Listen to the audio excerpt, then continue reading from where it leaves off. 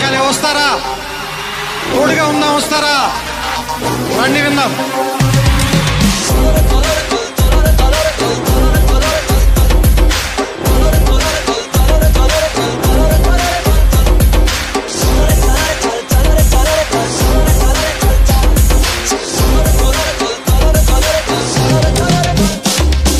మిత్రమా, అసలే చీకటి, ఇల్లేమో దూరం, దారంతా గోతులు, చేతిలో దీపం లేదు, ధైర్యమే ఒక్క కవచం.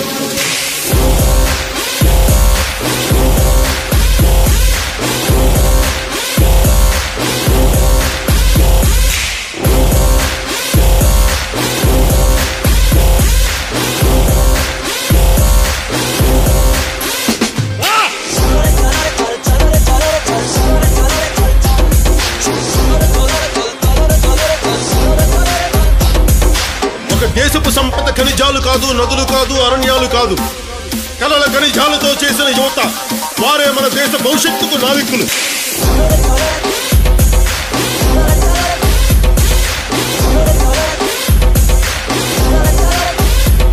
మన ఆత్మ గౌరవాన్ని దెబ్బతీసే వాళ్ళకి ఇదే చెప్తాం. సముద్రం ఒకరి కాళ్ళ దగ్గర కూర్చొని మరగదు, తుఫాను గొంతు చిత్తం మనడం మెరగదు, పర్వతం ఎవడికి వంగి సలాం చెయ్యదు. నేను పిడిగినంత బట్టే కావచ్చు, కానీ గొంతెత్తే ఒక దేశపు జెండా కొన్నంత పొగరుంది.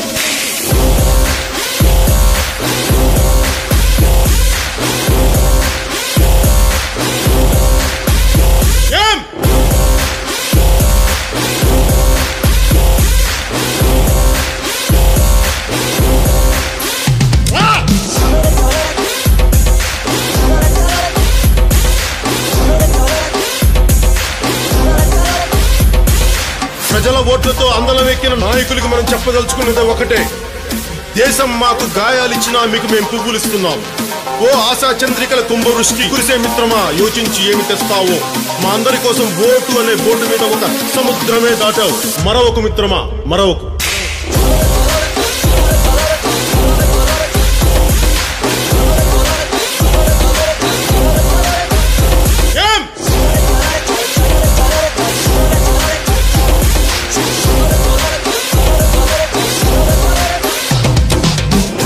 మన హక్కుల కోసం పోరాడే ప్రజల రెక్కలను విరిచే ప్రభుత్వాలకి ఇదే మన మాట.